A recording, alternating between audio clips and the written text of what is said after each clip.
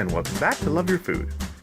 This week we have our take on a French classic. This is our version of potatoes dauphinoise. It's actually sort of a cross between potatoes dauphinoise and potatoes au gratin, or a gratin dauphinoise, because we do use cheese on this one, which is not traditional for the traditional dauphinoise, but here's our ingredients. So we're going to start with our potatoes. We're using sort of a waxy potato for this. We're going to use a bunch of cream. Obviously, this is low fat. We're going to be using some cheese. We have some Asiago here, some butter, and some garlic. Very simple recipe, but really delicious. So first thing we're going to do is use part of our butter to line the inside of our casserole dish. So we just have a regular small square casserole dish. You can make a larger version of this with more potatoes and obviously more cream and butter.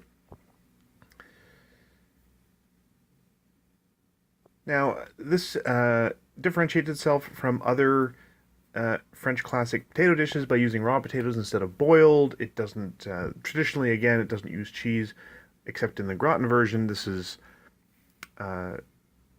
you'll see how we use the cheese in a moment. So, we are going to start with our mandolin. So we want everything to be sliced very, very thin. So we have our mandolin set on the very, very thinnest setting. So we're going to start with slicing our garlic. If you want to do your garlic in the mandolin, as Chef Caleb is doing here, you can, and you'll get those nice thin slices if you're very careful, but it's just as easy to use a knife as you can see here. So we just want really thin, just paper thin slices of that garlic.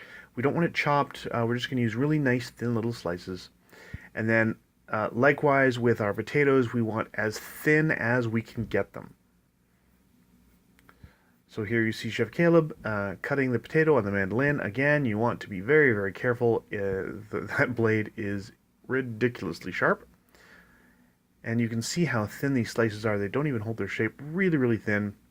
So once they're cut, just to keep them from oxidizing, you're going to put them in a bowl of water. This will also get some of the starch off of the outside. And we're going to very carefully drain them, shake them off really, really well before we add them to our casserole dish. And then we're just going to layer them. So we have these beautiful thin, thin, thin slices of potato. You can actually see through these. They're so thin. So make sure you get as much water as you can out of those.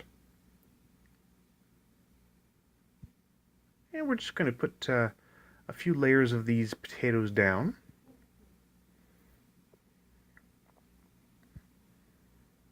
Make sure you have good coverage along each layer.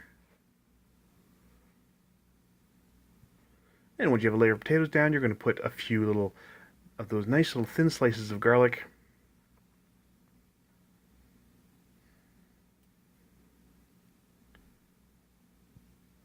And then a layer of cream. So we're just using a little bit of cream on the inside layers.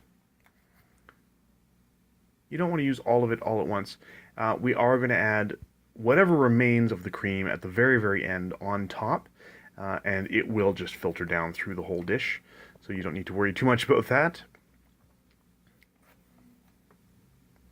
Really, really simple. So once you have all of your potatoes, do make sure you check your bowl, because that the starch will make the water a little bit cloudy. So check your bowl, make sure you've got all of your potatoes out, and we had about 3 layers, I think, of the potatoes and cream. Then on the very top, we are just going to add a few little dots of butter. So there's butter on the bottom, lining the dish, which does a couple things. Number one, it makes it non-stick, because this is sort of a sticky recipe if you're not careful. And number two, it adds that beautiful richness. It will brown a little bit as it cooks, so you'll get that nice sort of brown butter flavor to the whole thing. And then on the top, of course, it's going to also help the top brown a bit. So you just want to make sure you have a few nice little dots of butter on top, sort of evenly distributed across the top of your casserole dish. One more last little layer. We're going to add some salt as well.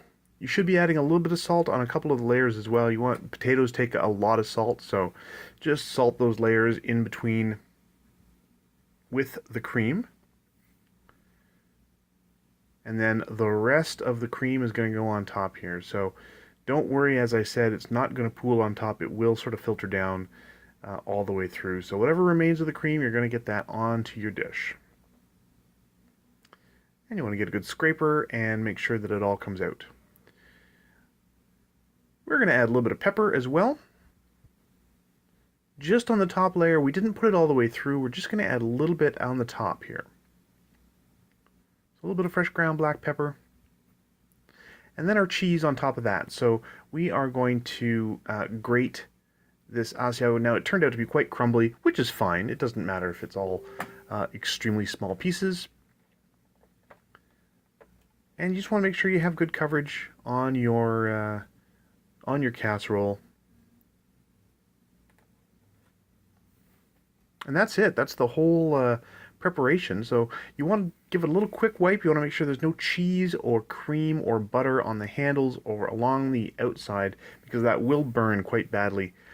And then that goes straight into your oven. So that's going to go into the oven. It's been preheated at 350, and we're going to put that in for about 40 minutes for this size of casserole. So after 40 minutes, we're going to take a look at it. You can see here it's boiling really nicely. It's starting to get there, but it's not quite done yet. So we're going to put that in again. And we're going to move that for another 20 minutes.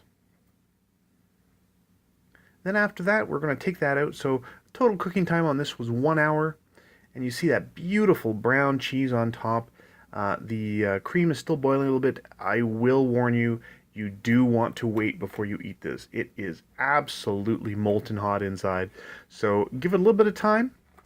Give it a little bit of a wait before you eat it. But that's it. That's the whole recipe. Absolutely delicious. If you sprinkle a little bit of that super thin garlic on top as well, you'll get some great crispy seared garlic along with that crispy dark brown golden cheese on top as well. Absolutely delicious.